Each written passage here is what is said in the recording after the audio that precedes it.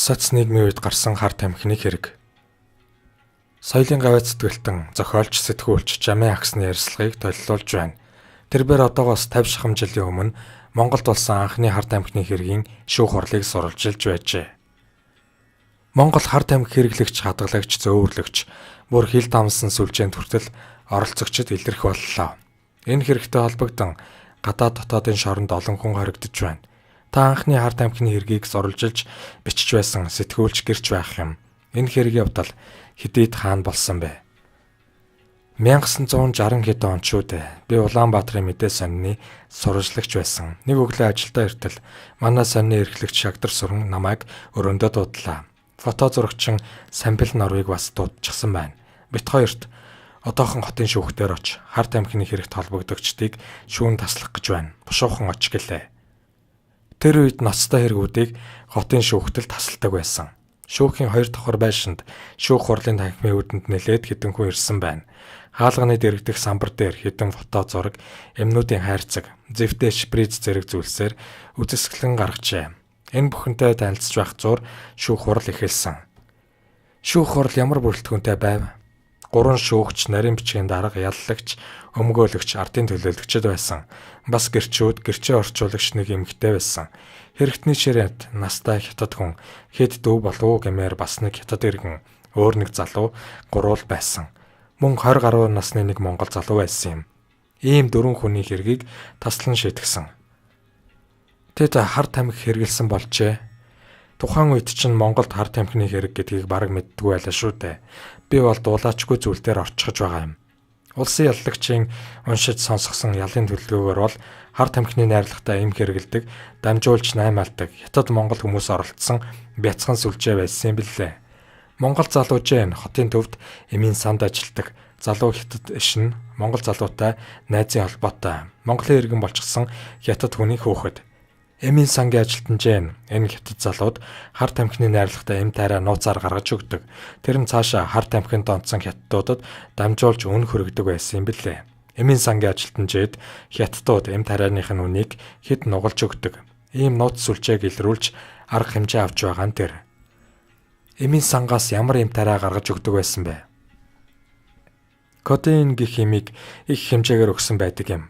Бидний үед энэ эмийг хөхүүл ханиаданд л хэрэгэлдэг байсан. Хар тамхины найрлагатай тийм сүрхий эм гэж үнэндээ мэддэггүй байж. Байн гуухаар дасал болдог хар тамхины найрлагатай эм байсан юм билээ. Тэр эмийг бодлоор нь аваачиж өгдөг. Цаашаа дамжуулан өгөлцөж авалцдаг байсан гэдэг. Бас морфин гэгчлэн хар тамхины найрлагатай тариануудыг гаргаж өгдөг байж. Хар тамхины найрлагатай тариануудыг яаж хэрэгэлдэг байсан юм бол? Шүүх хурал дээр их л сонин зүйл яригдж байсан. Настай хятад нь тэр үед 70 орчим насны хүн байсан. Тэр хүн л өөрөө кодеин уудаг, хөгшнөө унтахаас өмнө тэр зэвтэй шприцээр тарьдаг байсан гэж мэдүүлж байсансан. Сүүлдээ тариулахгүй болохоор нь хүч хэрэглэж тарьдаг болснооч хүлээнүүлээ.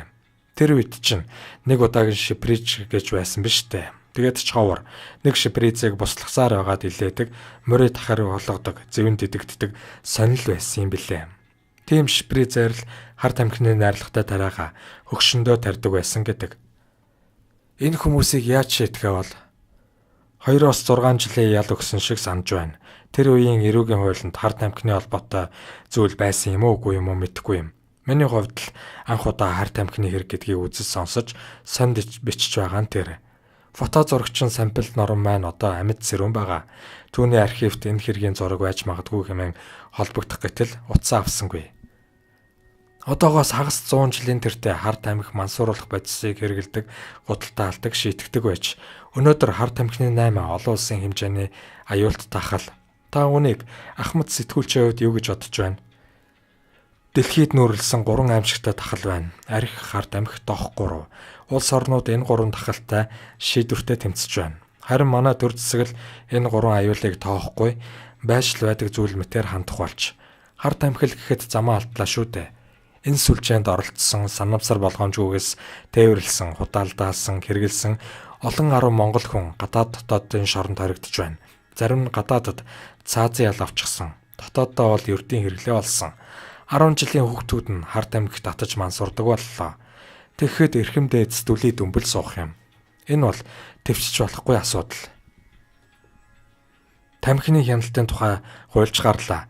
Ирэх биш тэмцээд байгаа юм шүү. Тэмцэх юмтайгаа тэмцэхгүй хий сүр үзүүлж байгаа нь тэр. Тамхины хууль бол зүгээр л өнгөлөн далтлалт. Хар тамхи арх мансууруулах бодистой тэмцэх чангахан хууль гаргах зориг дутаад байна. Хар тамхины 8 арх мансуурлын ард дан сайд дарга нар тэдний гэрүүл төрөл төргсөд байна. Тэд хатуу хууль гаргахаас айж байна шүү дээ. Хар тамхины хил дамсан 8-нд оролцогчид дандаа л сайд дарга баячуудын хүүхэд байсан. Чимээг хүүхэн дараад авч байгаа юм. Архины үйлдвэр дэлгүүрүүдийн ард бас л ийм өндөр дээд албанд шалтнууд байгаа. Тэгээд хүчтэй тэмцэл хийж чадахгүй байна. Түүний оронд тамхи ширхэглэн зарлж шөнийхөө хоолыг олдог хэдэн авгаа нартай нуцталж байх нь амар байхгүй юу? Та нар тамхи татаад хүн алчгаж гин тамхи татаад гудамжинд хөлтчихэж гин гэж дуулаагүй сте. Тэгтэл тамхитай тэмцэх хууль гаргаад арх хар тамхи хоёрыг ард нь тэврээл үлдчихэж байгаа юм да. Хар тамхитай яаж тэмцэх нь зүйтэй гэж бодож байна? Хатуу чанга хууль хэрэгтэй. Хэд хэдэн улсын хуулинд хар тамхины хэрэгт цаазын ял тогтоосон байдаг. Манай хуулинд цааз ял байж болдоггүй юм бол 20-30 жилээр хорих ял зааж өгөх хэрэгтэй юм. Хар тамхитай тэмцэх явдлыг өргөн дэлгэр сурталчилмаар байна. Хэрэгт холбогдсон хүмүүсийн нэг хэсэг нь зориуд зохион байгуулалтаа сүлжээнд орж явдаг тал байна. Ихэнх тохиолдолд санамсар болгоомжгүйгээс хэрэгт орох явдал байна. Онгоц нисэх гэж байхад нэг найз нь үнийг манай дүүд өгөөрэй. Буудал дээр тосоод аавна гэд жижигхэн буудалтай зүйл өгсөн байгаа юм. Найздаа үгүй гэлтэй биш авч яваад онгоц бооход шалгалтанд орсон чинь хар тамхи байсан. Өнөөх тосч авах хүн ч аваагүй. Ингээд л хар тамхи зөөвөрлсөн хэрэгт орж байгаа байхгүй юу?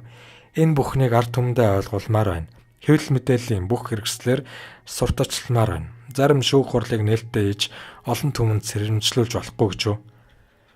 Хар тамхи хэрэглэх явдал залуужж байна гэж гэх юм. Сургуулиуд их ажил хиймээр байна. Хэдэн хүүхэд хар тамхи хэрэглэн мансуурсан байна гэж хэлээд хэвлэл мэдээллээр зарлаад өнгөрөх биш. Хүүхэд бүртээ ажиллаж, багш захирал, нийгмийн ажилтан, эцэг эхт нь хатуу хариуцлага тоосдог болох ёстой. Сайн хууль гаргаад хиймээр зүйл их байна.